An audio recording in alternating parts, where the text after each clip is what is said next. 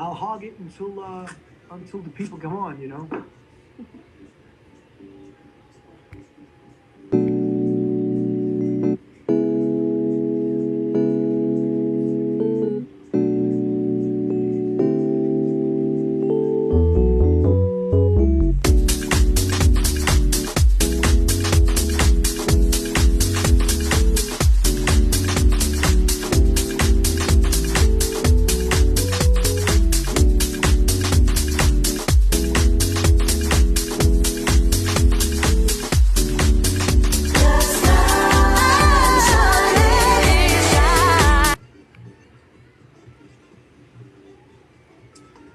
We are live within their own words.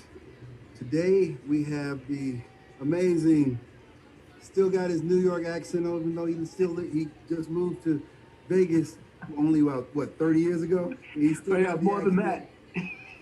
Okay, I was being generous. Frankie Anobile, otherwise known as DJ Frankie. And this guy has pretty much revolutionized what you come to Vegas for now. You think the clubs are monstrous and the festival is just amazing and Vegas is just so much money. If it hadn't been for this guy right over here, none of this would have started. So without further ado. I got chills. Thank you. I never heard that before. I love it though. It's true. It's true. I mean, think about it. When you came here, what was going on? Nothing. Couple of small clubs is true. I'm the one who talked MGM into opening that nightclub. And that was the first mega club on the strip, Studio 54. Yeah. Well, there you go. Well, thank you. Thank you so much. Well, as a Vegas party goer, thank you. Because it's quite nice now. Oh, yeah. It's over the top now. It's over the top. So many mega clubs, and now the festivals even come here. You know, EDC decided to come out here, so they all see the Vegas market the way I saw it. I used to go to those presidents of the hotels and say, "This is a great idea. You have to do it." And 2 or 3 of them right off the bat said, "Yeah, you're right. This sounds like a great idea." I remember one president saying to me, "Do you think there'll be more than 3 or 4 hotels that will venture into the nightclubs?" I said, "I think everybody's going to do at least 1 or 2. They laughed at me and said, "That'll never happen, but you're on to something cool here, kid." Well, this is a chance for us to take the words off the page and kind of give you a chance to tell your story. So let's start there. Go ahead and share your relationship with house and kind of the history of how you got to where you are now. Okay, well, I come from Brooklyn, New York, Canarsie to be exact. This little neighborhood right next to East New York. It was an integrated neighborhood. I was interested in all kinds of eclectic stuff. I was a graffiti writer, writing on the trains. I was totally into that. I was telling Jesse earlier that public school was a great transition for me. I went to Catholic school first, and by the time I ended up in public school, it was great because I connected with all these other kids who had so many of the same interests. And I got into being the school drummer, and I thought I was a DJ without knowing I was a DJ. I was the one who collected all the records, so when it was a dance, I was putting them on one and after each other. So we were moving to Vegas. My father wanted to bring us to Vegas, and I thought I was going to be a drummer in a lounge band. I didn't want to move to Vegas at all. But we ended up coming here, and the DJing I did in New York was never in a club. It was just block parties and basement parties, and I gave out tons and tons of cassettes, no exaggeration, so many, dubbing them all day and night. And they were pause button. They were pause button edits. You would just connect the beats by the beat per minute, right on each other. That's how my DJ career started, was pause button remixes. Me too, pause button remixes. And, doing any song that had a phrase that you liked, you would do it more than once, and then just chop it down. And everybody thought, wow, this guy's a good DJ. So a girlfriend of mine bought me a gold record around my neck, 1975. I didn't even have 2 turntables yet. Around your neck. Yeah. And then when we moved to Vegas, I finally got good turntables. I got the 1800 direct drives, and I was looking for work. I was looking for work everywhere. I ended up doing a Sunday night at the gay club, which was called Disco Fever at the time, and then they changed the name to Gypsy. And I was on Sunday night, which was drag night, and they all loved the music that I was playing. and everybody was coming up and saying, "What, this guy from New York, the kid from New York, finally got a full-time residency at a place called Troubadour, which was a rock club." And I was doing a couple of mobile things in Vegas before I got to that stage. And me and my brother were playing stuff that was going over everybody's heads. And I remember it clearly. The owner of the company came over to me very politely. I would have done it very differently, but thank God he was a nice, quiet guy. And he came over to me and nicely he said, "You think everybody's having a good time?" And I was like, "Oh yeah, they're just getting into the groove." And he was like, "I think they want to dance by now." I said, "Really?" I had, I don't even remember. I think I had, I wish I could remember the name of the song. Oh, wow. It'll come to me in a minute. But it was New York underground stuff. It wasn't working. So the guy says, "Can I look through your records?" He looks through the records. He don't recognize much. He said, "Can I look through your 45s?" I said, "Go ahead." He sees Brick House. 45. He picks it up. Yep. He picks up Got to Be Real. He picks up I Love the Nightlife. He picks up I Will Survive. He goes, "This is what they'll dance to." And as soon as I put on Brick House, everybody screamed and went to the kitchen floor, which they were using as a dance floor. And from that day on, I knew I was not in New York anymore. And I had to reprogram what I was doing musically if I wanted to get a gig. So when I started getting that job full time at the place called the Troubadour, which was a rock club, I was playing rock. At the time it was rock. Now it's classic rock. But I was playing rock, and as soon as the band would break, I would start mixing in rock that was kind of disco-y. So I would put in Do You Think I'm Sexy, Rod Stewart. And then I would put in the Rolling Stones, Miss You. And then I would put in Blondie, Heart of Glass. And then right after that, Michael Jackson. And I would have them. From that point on, they were listening to dance music. After 2 or 3 weeks, I wasn't even able to stop playing when the band was on because they were coming into my room so much dancing to my stuff. I had my own following starting without even having to wait for the rock band to break up. So every DJ in the city came to hear this kid from New York, and a lot of people offered me jobs, and I took them. I was working 7 days a week, 9 shifts a week, because I had an early shift and a late shift. I worked at the Troubadour early and then the Brewery, the #1 club in town, late. And as soon as I started working there, which was a dream come true, that was the #1 club open till 9 a.m. And I worked from 3 to 9. And everybody who was famous performing on the strip would come in. And the professional boxers were coming in, and the rich people who were making tons of cash at the showroom doors, being the captain, getting money to pay to bring you to a good seat back in the day before there was printed tickets. And it was a great party with this eclectic mix of everybody. And I remember one night John Travolta and Muhammad Ali and Jane Kennedy was there, and they were all sitting down in the booth together. Yeah, and I walked by, and I never worked the early shift. They asked me to work the early shift that night. I walked by going to clock in, and I looked over, and I turned away, and I said, "That looks like Muhammad Ali." And what?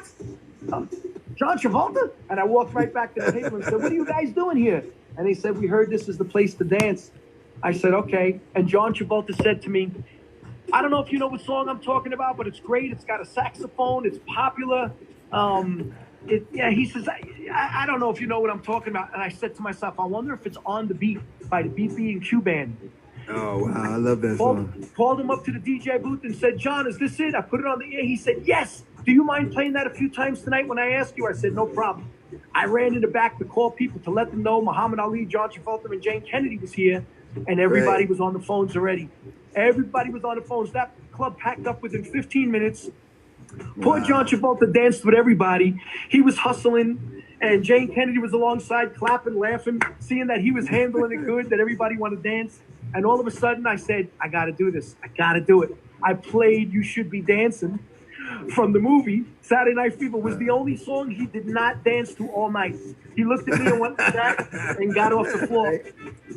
15 minutes later, he came up to the booth and said, "Listen, I don't even know that dance. We did it in bits and pieces, and we didn't even do it to that song." You know, and I said, "No problem. I'm sorry.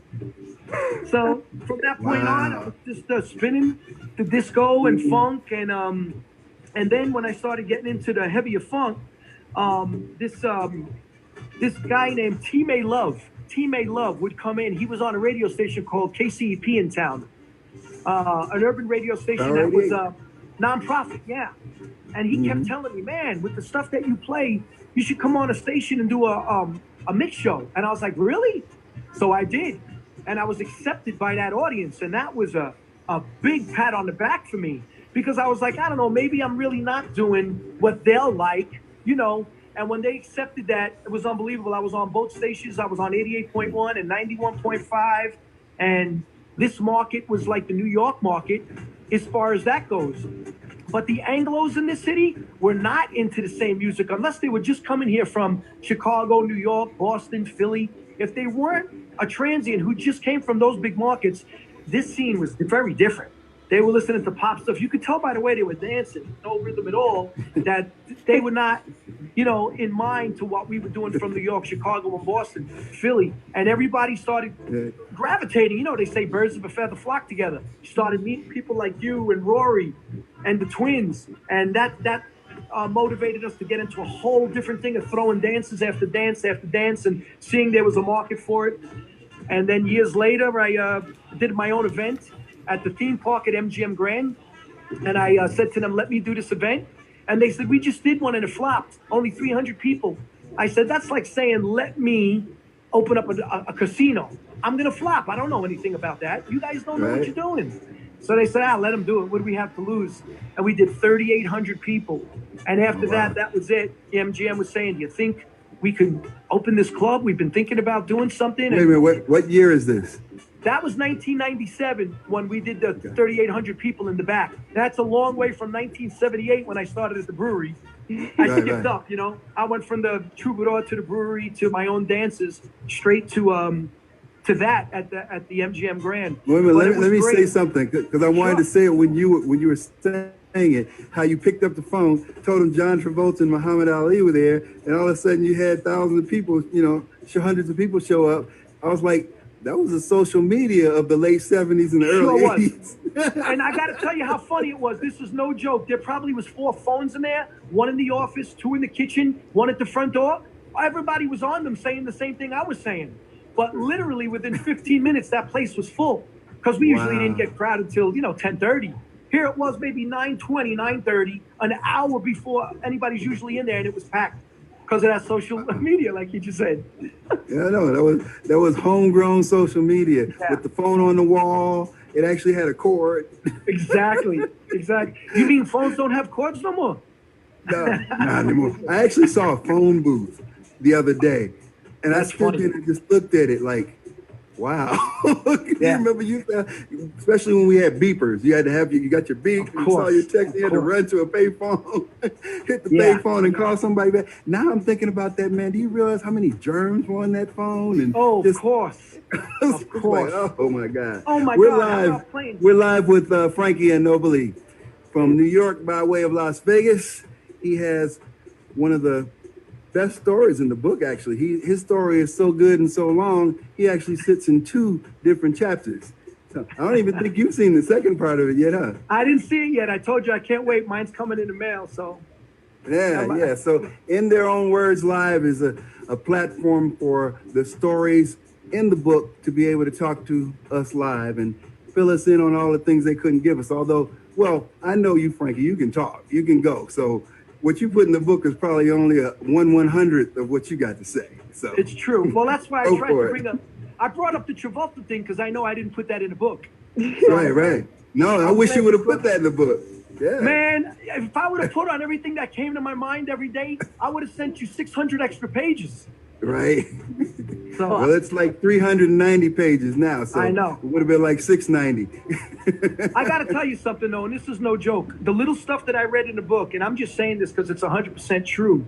There's maybe 3 or 4 things in my life that I am so passionately connected to that, you know, you're willing to die for it, or, you know, it's your whole motivation in life.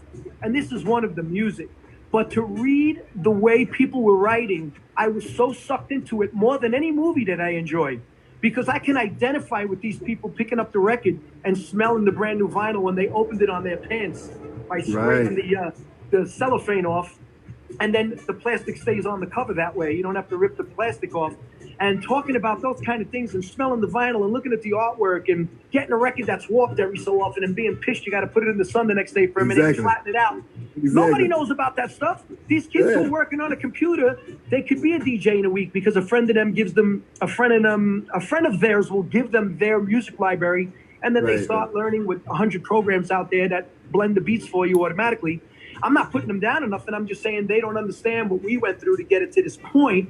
And to see these people writing about that stuff that I can personally identify with, I had chills on my arms, I had tears in my eyes, and I was so excited about that passionate memory of those days. It was terrific. I can't wait to read the whole thing. Guess who just came in the chat room? Frank Richards. Very good. He's from Vegas too. Another Vegas DJ. Yeah, he's in Thailand now, running clubs over there.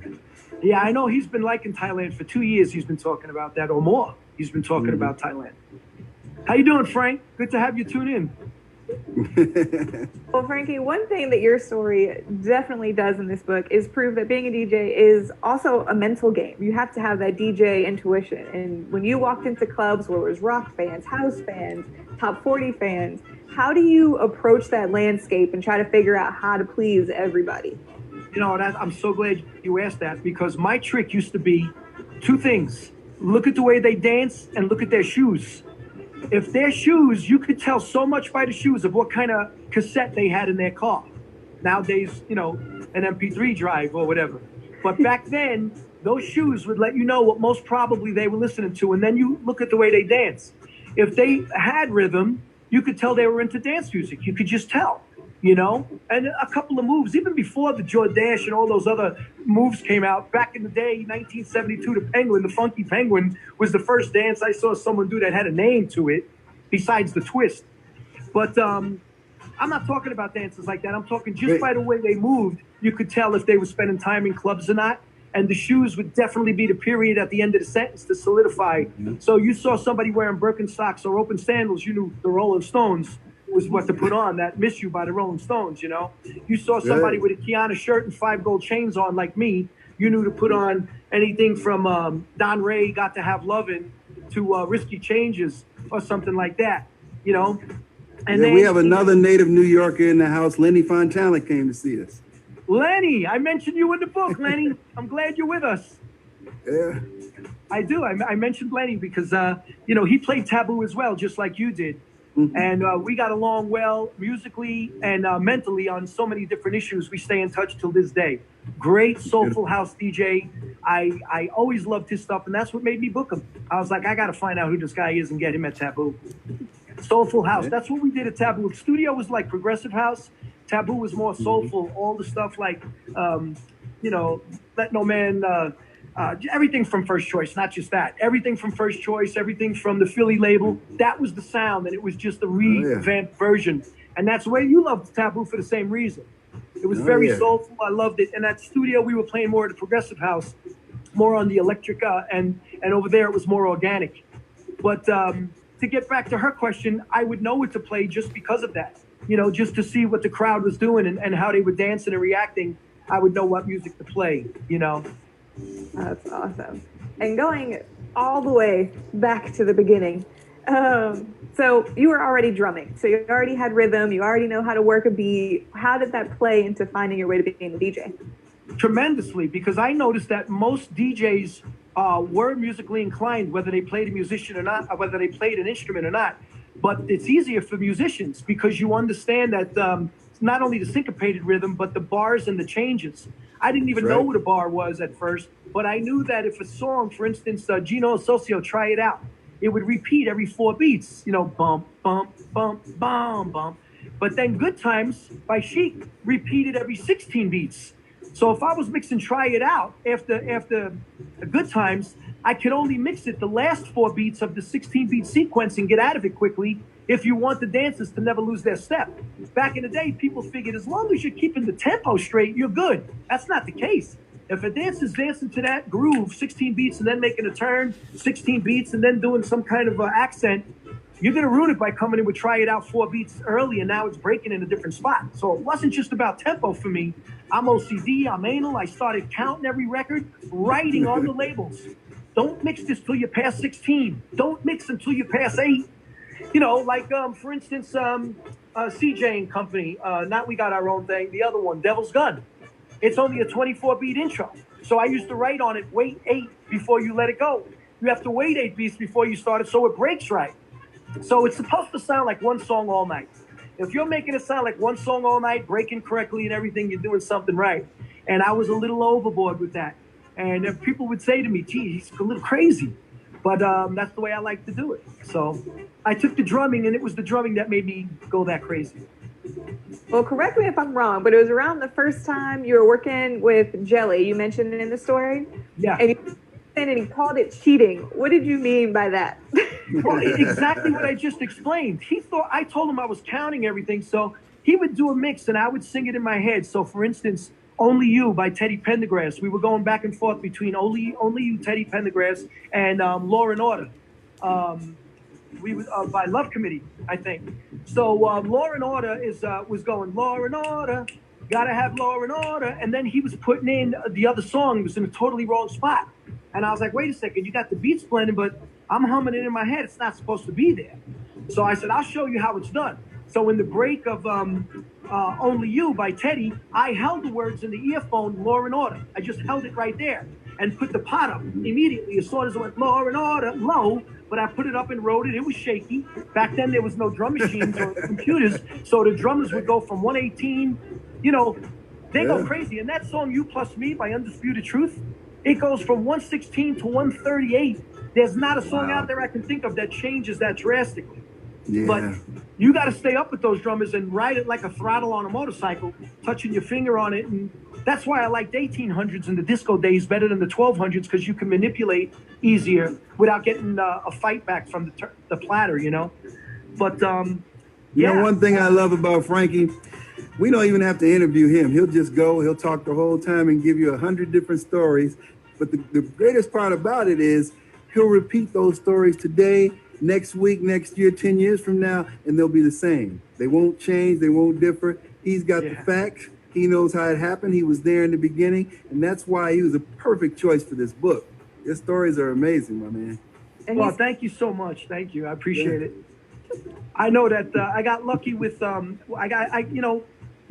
we all know, is being at the right place at the right time and having the experience, but luck still plays a part in everything. And I was very lucky to be part of the MGM Studio 54 when they started that, because looking back, I don't know if anybody would have done it the way I did. I doubt it.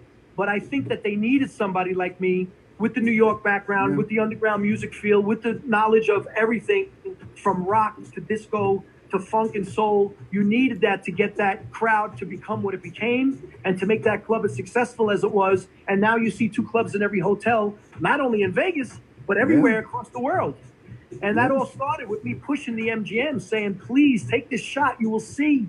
And when we did it in the theme park first, and it was 3,800 people opposed to their 300 people that they did just the year earlier, they said, listen, this guy knows what we don't. Let's just let him do what he has to do here.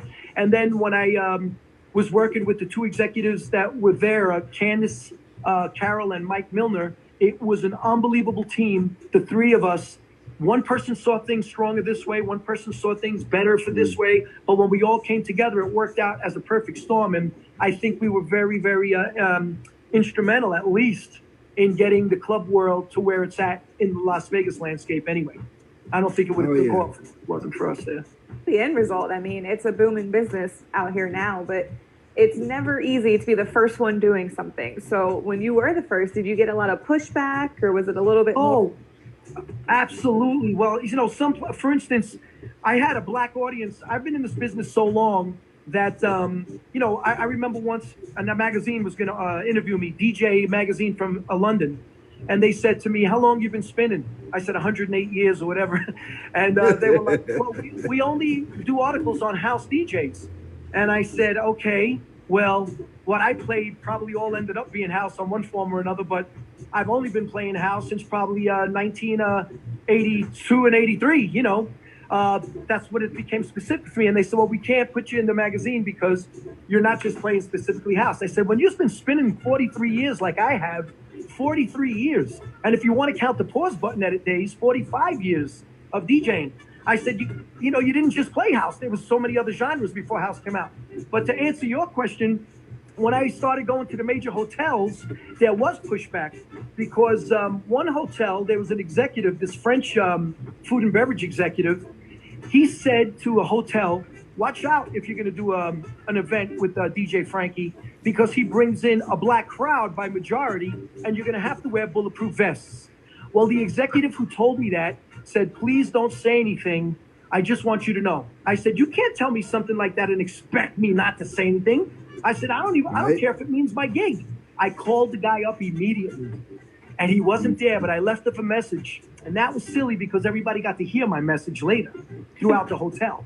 And I said, I cursed at this guy. I'm not going to curse on this, but I said, how dare you, when my audience never even had a fight in all the years that I've been dealing with these kids, not even a fight, no drugs, nothing. At that time, I said, the worst that'll happen is there'll be Jerry curl on the mirror. That was it. There was nothing going on with this. This crowd was not a violent crowd. And I said, that was a terrible thing that you had just said. And there was never a fight with my crowd, never. And when I used to hand you an envelope with $500 in it, you never ceased to complain. So how dare you? And I made sure I said that because I knew he was going to let people hear it. And I wanted them to hear that too. And I made sure I said that quick in another sentence. So if he stopped it, they say, what else is on that? You know? So I was really aggravated. And I did have pushback with a couple of hotels because of that, but not many. And when they saw my crowd, they didn't really just put color on it. They would just put, this kid's playing music and he's doing a good job and nobody's starting any fights or ruining anything. So they kept letting me do the events in the major hotels, in the showrooms, and the banquet rooms before I got to talk MGM into doing a club. And I was actually talking the Riviera into it first. And the Riviera was very interested. They already started putting up light trusses and everything. And nobody knows this story, but the president was fired because he had to be the fall guy for somebody getting hurt in a big carnival they did in the backyard, and they didn't have the right insurance, and somebody fell out of a ride, and he had to be the fall guy, so they fired him. And so it didn't happen at the Riviera. When he ended up at the Sands, that president, he said to me, Frankie, my boy, we're going to be the first ones to open a nightclub on a strip. I completely agree with everything you say. This is ready to go. It's a great thing. Let's do it. And he died of a heart attack. Oh, wow. So it never happened. Yeah, it never happened there. But years later, I approached the MGM, and they were open-minded, cautious, very cautious, and they were open-minded. But it happened. Mike Milner pushed it through. Those other executives, Mike Milner and Candace, I spoke at a meeting, a big meeting in a conference room, maybe 30 people there. And the security guard actually said, is there any problems that you foresee if we do this at the theme park? I said, you might have a couple of kids climbing over the wall who aren't old enough to get in. Maybe there'll be a cat fight between a couple of girls.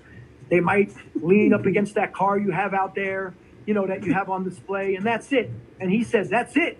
That's more of a problem than we ever had since this place opened. I said, that's because you have no business in that place. There's been nobody there. Right.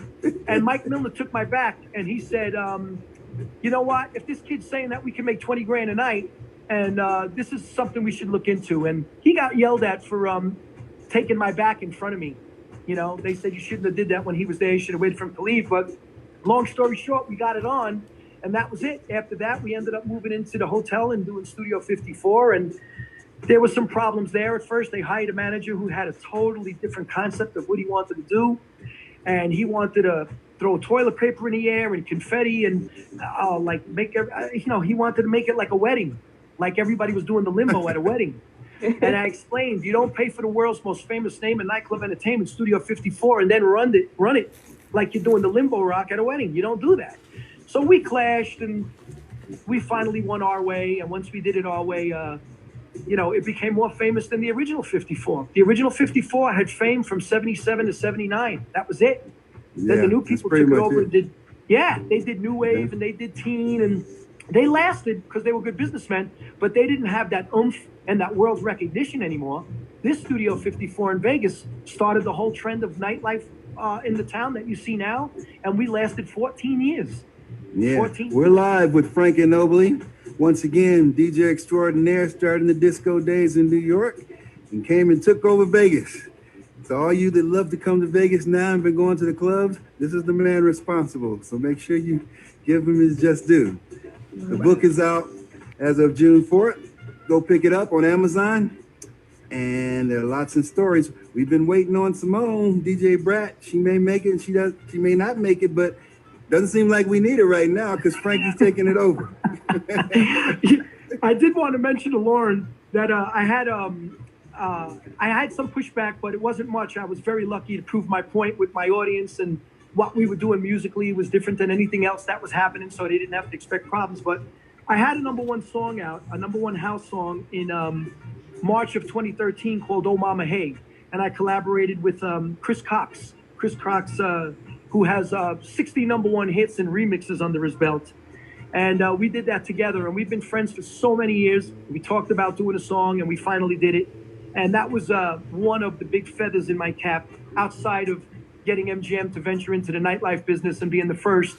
That was a big feather for me also. I said, how can I be a DJ 45 years and not have at least 4 or 5 top 5 songs? So he helped me with that, and I ended up getting a remix with Kick Us Out. The song was called Kick Us Out. That was like number 5 or 6. And then Oh Mama was #1, but it wasn't a remix. It was our own song with Crystal Waters. We had the great and legendary Crystal Waters on that track. And that was a lot of fun. Plus, I have a track coming out right now with DJ Hollywood. It was supposed to come out March 10th, but the pandemic pulled that back. It's called My Someone. birthday. Oh, that's great. Happy birthday, Blake. Hey, and by the way, we can't forget about DJ ROB. He's been in the chat room the whole time. Without a Frankie's doubt. partner in crime.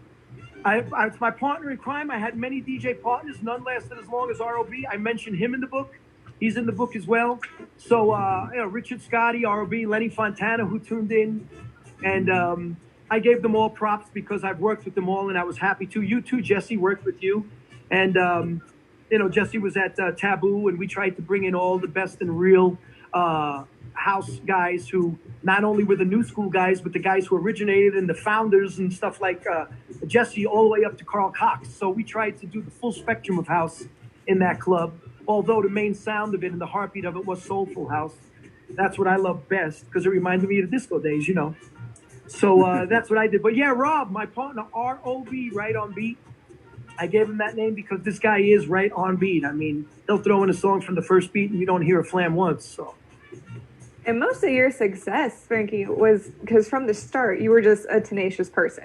I mean, you talk about a story where you walked up to the booth with DJ Mark Rich and was like, hey, what's going on and what came out of that? Was that normal back then to just kind of I got to be honest with you. That was normal for me. I love your questions. I love them. That was normal for me up until about 5-6 years ago. I went through some bad stuff and I lost a lot of confidence.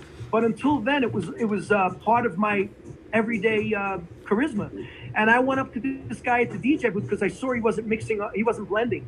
He was a nice guy. And when I brought it up to him and I said, do you not blending? He goes, 1 or 2 guys do in town, but it's more about the music. I said, okay, can I do a few? And he said, sure, look through. So I went through and I said, do you have these in any beat per minute order? He didn't know what I was talking about.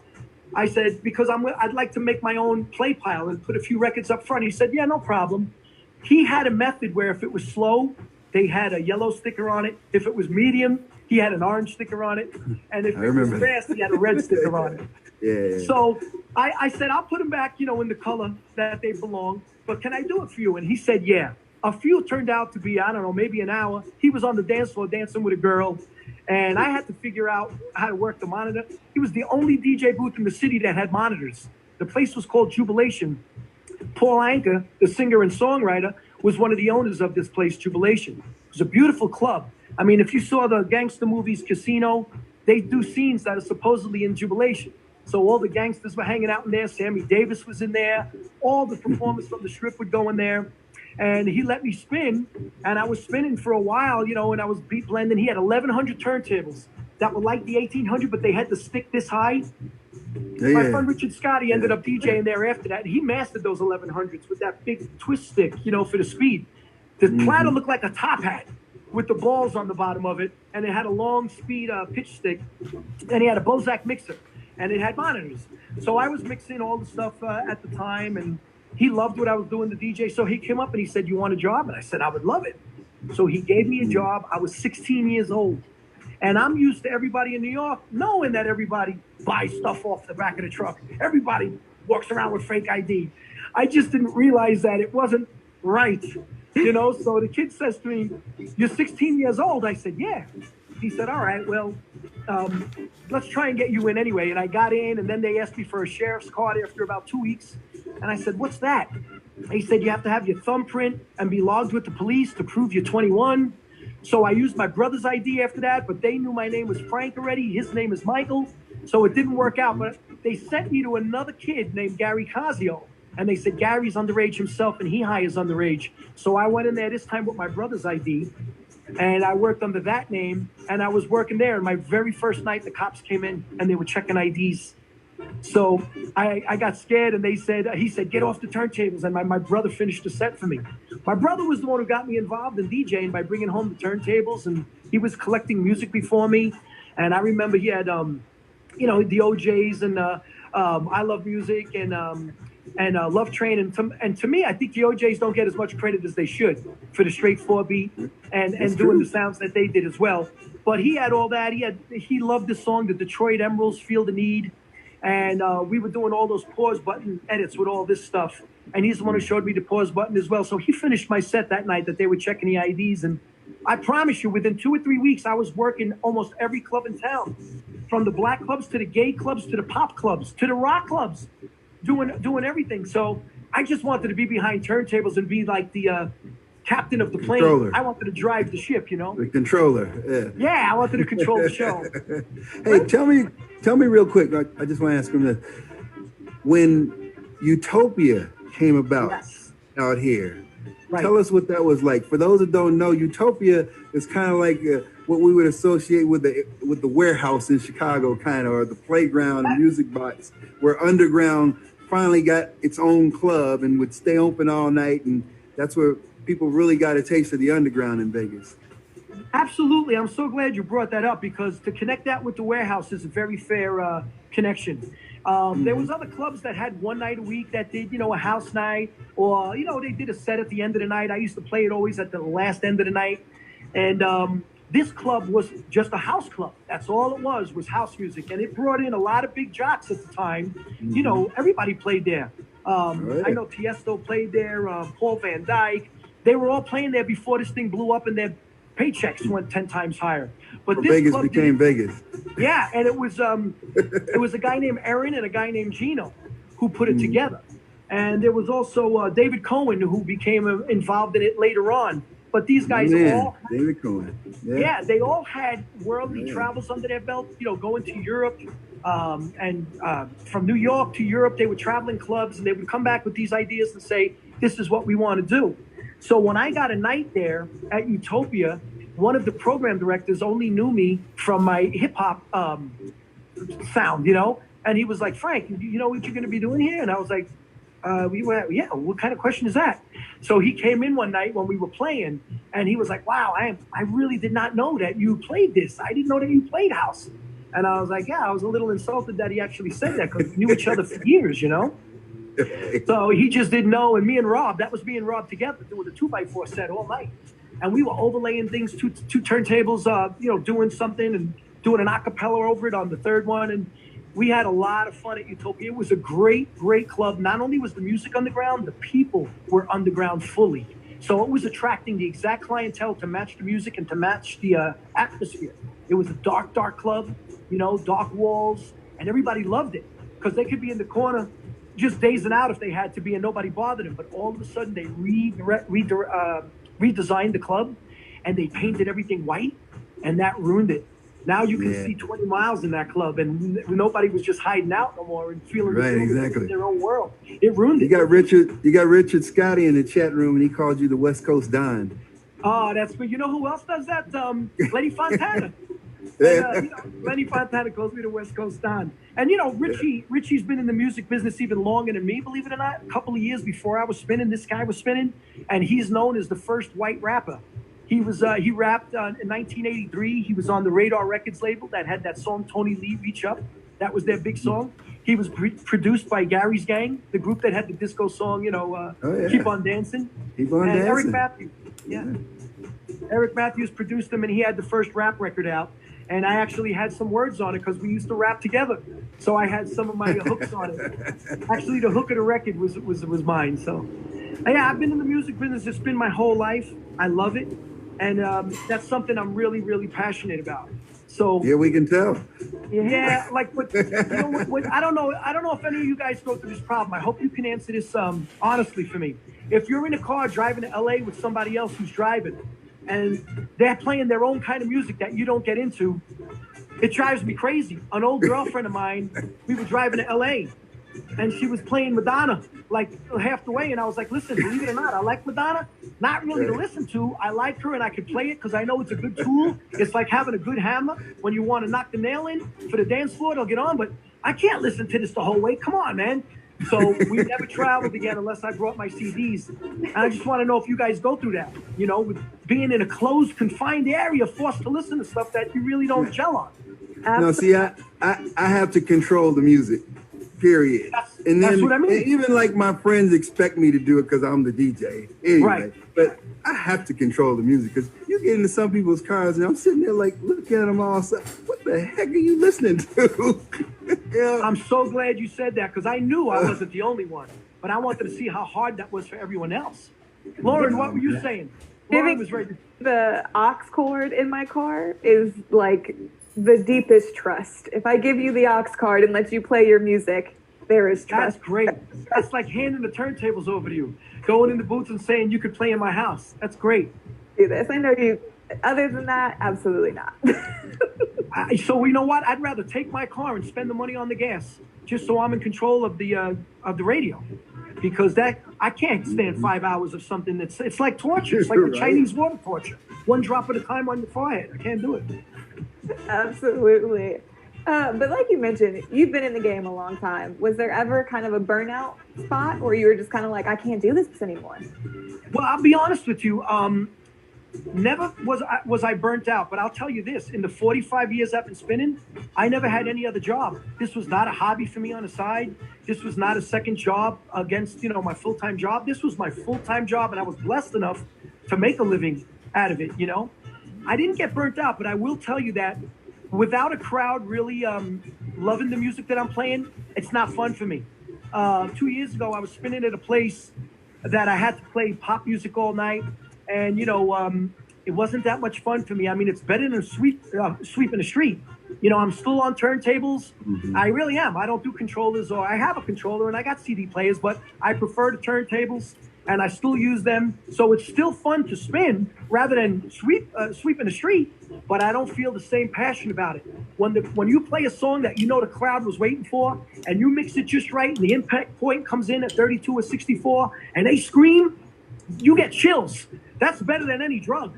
And without that going on, I don't really have the yanks to spin. I'll say to anybody else, go ahead, you spin if you want. Yeah, you know, we're in a winter music conference, and I told Scotty Boy, go ahead, you could spin my set.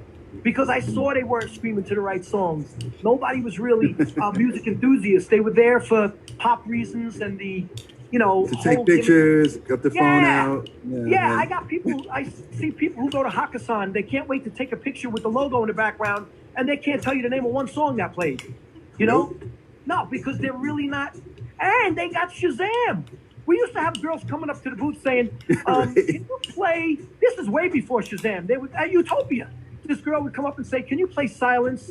But make sure it's the air skip mix of Silence by Sarah McLachlan. And now you got people coming up going, you know that song, you know which one I'm talking about. And I'm like, no, why don't you spend 2 seconds and make believe you know what you're talking about and Shazam it and come up here and give me the name and I'll think for a half a second you know what you're talking about. But they don't even take the time to do that. Yeah. So without that kind of passion of the people loving the music, I love spinning at my house still and making mixes. But as far as an audience, if the audience really isn't the responsive audience that I used to have, it's heartbreaking to me. So there's the answer to that question. I never felt burnout. I just don't feel the passion as much as I used to because the audiences don't seem to be as in tune with the whole scene, not just the music, but the whole scene as they used to be.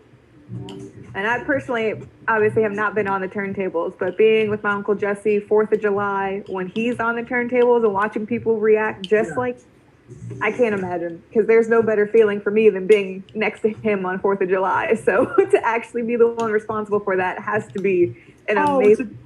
Like I said, that's what, for me, real quick, just, you know, when we do our Chosen Few festival event, house music picnic, whatever, it's been called a bunch of names, a Woodstock of house, whatever. But my favorite time is when I have my 2 girls next to me and they come up there and stand there because they have grown up with this whole thing. I mean, Jennifer was born the first year that we actually did it. So every year I remember which is the anniversary because of how old she is. You know, Dave's a That's few so years funny. younger, but together, it's like having them up there with me just makes it all complete. Of course, because that's a big thing in your life, and so is music, and to have them both right behind the Oh, yeah. turntables, Oh, it yeah. can't be beat. It We can't love be you, beat. Jennifer. Don't be jealous. You know, and I like I said earlier, I played every kind of music there was. So when me and Rob do our old school events, that's the only thing that comes close to getting that feeling back again. Because they're looking you in the eye, they're remembering you from back in the day when you ran them clubs, they're remembering the songs that you're playing, so they react to them. But outside of that once or twice a year event, you're not really feeling the at least I'm not feeling the excitement and energy from the floor that I used to. So that room was nice, the people were friendly, they wanted to hear what they wanted to hear, so I played it, but it was not the same excitement. That's all I have to say on that, really. Yeah, we're live with Frankie Anobile from New York by way of Las Vegas. We were supposed to have Simone. She just actually texted me and said she just woke up. So we'll get her back on here. I told her, I told her to just come on in, you know. You can hang out with us for the last 15 minutes or whatever, so she may show up. But it's wonderful having Frankie. You know, this is a host. Best time being a host is when you have someone who'll just talk all night and you don't even have to do anything. So we just let Frankie go, and we'll continue with more stories. What I'd like to actually ask you about is, since you've been here through this whole club evolution of Las Vegas, and we know what it is, at least prior to the pandemic, we know what it was, mega clubs, paying them hundreds of thousands of dollars and people paying ridiculous amounts of ticket prices to get in, and $25,000, $30,000 tables and all this. When did you see that turning point that it became not about the music in the club and it just became, like everything else in Vegas, a spectacle? Great question, man. That's great. Well, I got to say that when the Light Group came in, the company that had the club Light inside the Bellagio, the original Light, not the Light that is now at the Mandalay. Right. When the Light Group came in, they did some good things and they did some bad things. And to them, they did good things and they did other good things. But to me, it was good and bad. And what had happened was they had a great club. They had good DJs that were also from New York. But what they did was they made bottle service the major reason for making money at that club. So it wasn't just the cover charge, it was mandatory bottle service. Now, there was other people doing bottle service in the city, but it wasn't mandatory. This place had a line that said bottle service line, and you got in without paying a cover charge, and you got in right away because you were spending that $2,500 minimum up to 10 grand. Back then, it probably wasn't that high. Yeah, but probably. Because of that, people figured, you know what? We'll do it. But I'm going to tell you what happened in that. I wrote an article for Club Systems magazine years ago on the same subject. At one time, there was a gay guy who would dance so great, they'd let him in the club because all the girls loved watching him dance. He'd take his shirt off and he'd go crazy with whacking, which they call voguing now, you know? Right. And the girls loved him. He was a good-looking guy, good shape. They all knew he was gay. They were mad, but he was something to look at. And then there was all these beautiful girls and, you know, cool dancers that came in that made the energy. Now, all of a sudden, when it became about bottle service, the nerd that you never used to let in the club, no matter what he paid you, he was now getting in and sitting in the best table because he had $2,500 to buy the bottles. And the girls that used to come in and dance great, you didn't really want them in because they didn't want to pay a cover charge. They thought they were pretty, they should get in free, so you didn't let them in. The gay guy who used to make an audience bigger than any go-go dancer, they didn't let him in because he never bought a drink. So that's when it changed, if you ask me. From the cool, eclectic crowd of the underground lovers who just gravitated with each other because of their same love for music, now they were getting broken apart. You can't come in, you're not buying a table. You can't come in, you never pay for a drink. You always come in free. Why? Just because you're pretty? Forget it. And when they stopped that and started letting in the people with the money, they lost the musical vibe. They lost the beautiful essence of what everybody gravitated to these underground clubs for. And it became more about the dollars than it came about the music. And in my company, I use a lot of slogans. One of them is where the party comes first. True nightlife, where the party comes first. To me, the party will always come first, and the money will follow it because the party is what everybody heard about and has to be there. So you might not make your $10,000 a bottle and a $10,000 a table. So you make sure your rent is low enough and everything else is low enough that you can literally survive on just making the party right. And everybody started cookie cutting themselves after that. Not only the Light Group, the Hakkasan group, just, you know what they do now? it's time we've got to get a big DJ. We've got to get a big DJ with a fabulous name, and we're going to be packed. It's all about that. The DJ has a lot to do with it, but not the hype of the DJ. You know, the music are they really going to love it, or are they just going to say, oh, I'm here and I took a picture? What's the name of the song you played? I have no idea. So that's when it changed. It changed when the money got greed, when there was a lot of greed in the money making, and they wanted to go with bottles and make it mandatory, and that's when it happened. I think the year would be, I would have to say, it really got bad by about 2005 is when it was starting to change with the light group, but other places were still making it about the party first. But by 2006, everybody was cookie cutting each other and jumping on that same trend, and that's the answer to that. In my opinion, around 2006 is when it started being more about the money than the party, and it got ruined. The creativity took a back seat. I agree. Yeah. As somebody that didn't partying till after that period, absolutely. Now it's how much money are you dropping? How many bottles are you getting? And the girls that, you know, are there, you just stand around and you dance a little bit, maybe a two-step, but like you're not there for the music. You're not there to dance. You're there to just look at how much money I can throw away on a Saturday night. You're exactly right.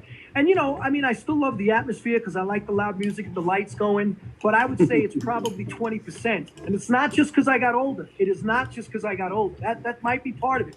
It's not just because of that. It's because the overall vibe changed and the overall reason to congregate changed. It's just changed, you know? Well, you know, social media has changed everything too. Because one thing I noticed as, you know, things like IG and Snap and all that became popular, I noticed people just standing around with their cell phones like this, Right. and snapping it and putting themselves in front of it, Right. and this and that. Where before they would come up in and they'd be with you. They'd be like, yeah, Right. and, you know, they'd be singing along and they'd know what was going on. And when they just stopped, like, what are you doing? One time I just stopped. I'm like, what are you all doing? And they're just like, oh, we're just trying to get you. I was like, no. You either dance or get out of my club. And I was serious because it just didn't make any sense to me for you to be sitting up here trying to take a picture with me, a selfie here. Right. Now, don't get me wrong. I'm not against selfies or anything like that, or just basically documenting where you are. But if you come to a club, I don't want to see you, especially not a house club, maybe another type of club, but right when you're in a house club, I want to see you in some nice loose stuff where you can sweat. You better bring a towel, a change, a t-shirt or something, because you know you're going to get drenched. That's what I like on my dance floor. And if you're not doing that, then, you know, my thing is like, I don't want to play that kind of club. I'm with you 100%. You made a good point. It's more about people being a spectator now than a participator. They used to participate, and now they spectate more. And then when they participated, they were really into it. They weren't there just to get that picture and prove I'm cool. They were there because they were cool. And that's the big difference. You know, there was a club in New York. I went to Infinity in Manhattan, and Jim Burgess used to spin there, who ended up doing so many disco remixes back in 78, 79. And that club was exactly what you just said. I was dancing with my shirt off, and I was just in my underwear, and I had no idea that the club was a 50% gay club. I knew the guy at the front door was gay, you know, but I had no idea that it was a 50-50. And when I found out, it was still my favorite club. And I still wanted to go there because when we first started going out as kids, you know, we went to a couple of clubs in Queens and a couple of clubs in Brooklyn, and that was not my scene. And I didn't even realize that at the time. The guys were looking at each other more than they were looking at girls. They wanted to show that their muscles were bigger and they had more gold chains and their tattoo was better. And they were into the Guido thing was just not it. And as soon as I went to Manhattan the first time, I was like, wow, this is a new world. And that was it. My brother brought me to Infinity. I'd go every week there. I don't care if we had to take the subway. We were doing it. And I used to take my gold chain off because I knew I had to ride the subway home. So I had no gold chain. And so I didn't look like a Guido because, let's face it, I'm a Guido. I'm a short Italian guy, you know, dark hair. So took the chain off, put it in the pocket because I knew I was riding the train. But the guys at the door didn't see me as a Guido because the chain was off, no leather jacket, because you knew you were sweating. I almost said that. You knew you were sweating all night. So you grabbed a towel and they started putting lockers. We're not censored, Frankie. We're not censored. Good. Well, good. Then I could have said sweating the balls off, but you know, well, all these clubs had the lockers. The Fun House after that had lockers. They had lockers at the at Infinity because everybody had towels in there. You were sweating all night, wiping your head like you just came out of a shower. That's how wet you were. and you would just dance all night. And that is the vibe that I've never seen again after, somewhere in the 2000s. I'll tell you what, when Studio 54 started Eden Night, it was that kind of energy at first. I don't know if it was because of the ecstasy or not. All I know is watching them, seeing them sweat and dance all night was great. And that was a taste of it, of what I was experiencing in the 70s at Funhouse and Infinity. I want to pull this quote out from your story because so far it is my favorite quote in the entire book. Haven't read, let me make a disclaimer, but so far, part you say, it's the natural evolution of all the best dance music melted together. How could anyone resist it? So for our listeners that have not read the book and don't know what I'm talking about, you were talking about what you believe house music is mixed with and kind of what lies at the core of it. So can you just talk about that for a little bit? Well, you know what? One thing that is definitely evident in all kinds of house music, from hard house, hard banging house, all the way to soulful house, is of course the straight 4 beat. And we all know that came from disco. So from disco to, and here's the thing, certain types of house music follow, they have, like I said, it incorporates the best music, the best dance music in the world. But I noticed that some of the EDM, the more electronic sounding stuff, sounds like new wave. They take some sounds from like, Depeche Mode type sounding stuff and, Men Without Hats, that kind of stuff. Right. Whereas the soulful disco, the soulful house takes from the soulful disco. But they all incorporate much of the same stuff from the straight 4 beat, sometimes not the tempos. You got the UK hard house that was 138, 144 beats per minute. And then you got the soulful house that was 124, basically around that area. So they did differ in areas, but they had more similarities than differences. Every great music that there ever was, from even guitars, from the rock sounds are in there. There's everything in there. But certain genres of house focus on one thing more than the other. Like I said, the hard house from the UK is more the electronic new wave sounds, but the soulful house, Chicago and New York sound, is more of the organic disco-y stuff, and at 124 rather than 144. So I think by saying what I said as my quote, I was saying that all house together incorporated the best dance music in the world. And really, when I see people shut down to it sometimes, and they come over me and they go, "How much longer are you going to play this techno shit?" I say, number one, I have not played one techno song. That's number one. Right. Exactly. I'm playing house, but you don't know the difference, so I get it. You want to go back to hip hop. Okay, great. And I love it all. So, I got no qualms. I love it all. But on Eden Night, when it was about house music all night long, that's when I would get frustrated. And it's ironic that I actually got a picture of two girls coming up to the booth and asking me exactly that. And I put my face through the gate because underneath the DJ booth was a gate and the dance floor was there. And you see me looking like this. And I'm so glad they snapped a picture of that. Two girls were saying, "When are you going back to hip hop?" I said, "Every other night we play everything. But on Tuesday night, it's house all night." So, I do believe that house music is a collaboration of the best dance music ever made. And if you're listening to the electronic stuff, you'll hear more of the new wave and this and that. But if you're listening to the soulful stuff, you hear more of the disco. But if you're putting all the house music under one category without breaking down genre by genre, that quote is true. It takes music from the best dance music in the world. And in my opinion, the house music term saved four on the floor dance beat. It saved the 4 beat genre, no matter what name it'll ever go by ever again. When disco was considered dead because that guy, did the big burn your records, and there were so many songs, the disco duck, and people had shirts that said disco sucks. If it wasn't for house music, what came out of that, it would be over. Who knows what would be going on? I don't know. But house music saved the memory of the 4 on the floor dance beat. So I'm so glad that it's there. Oh yeah. Well, you definitely played your part in making sure that it was perpetuated throughout. And I mean, honestly, Chicago being the birthplace is great and we're wonderful. We've got lots of stories, but what you did coming from New York and bringing a sound that wasn't popular and being persistent in pounding it into people and making them understand and falling in love eventually with it and building a scene and bringing the legendary club Studio 54 to Las Vegas. I mean, come on, that's monumental, Yeah. Because for a lot of people, that was like the ultimate time of the 70s. You're talking Diana Ross and Michael Jackson, David Bowie, all of the the major stars that we look up to went to Studio 54. And then it turns out that they came to Studio 54 in Vegas when Sure you brought did. it out here. So it Sure was like did. that name is just synonymous with the most freedom-like atmosphere and the music and all of the conglomerate of sounds. One of the things that's great about house music, as you pointed out, is the fact that it's everything. There's rock, there's reggae, there's new wave in it, there's soul, there's gospel, there's blues, there's everything, you know? Yeah. So house music is universal. And as I say that, we're coming to the end of the program.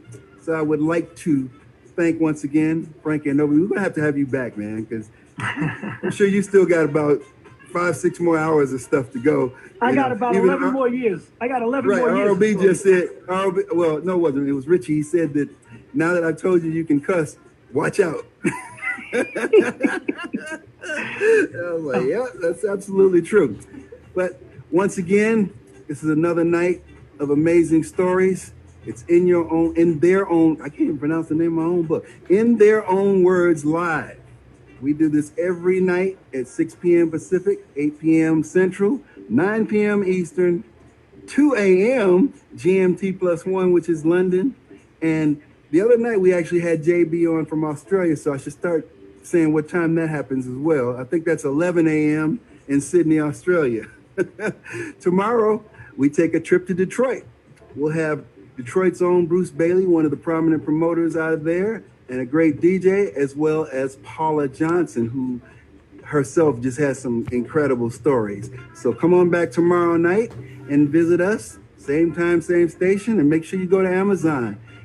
Buy that book. If you need it autographed, contact me and I'll tell you how you can get it to me and we'll make that happen.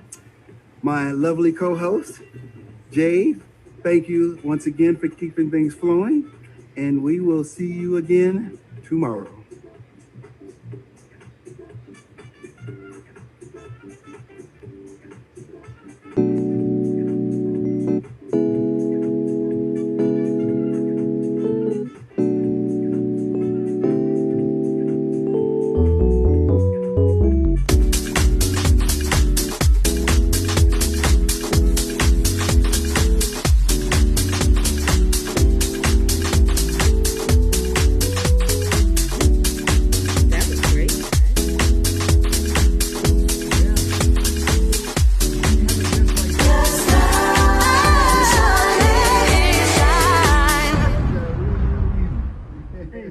You know what I wanted to say, Jesse? For real though, I wanted to say if I would have known we were close.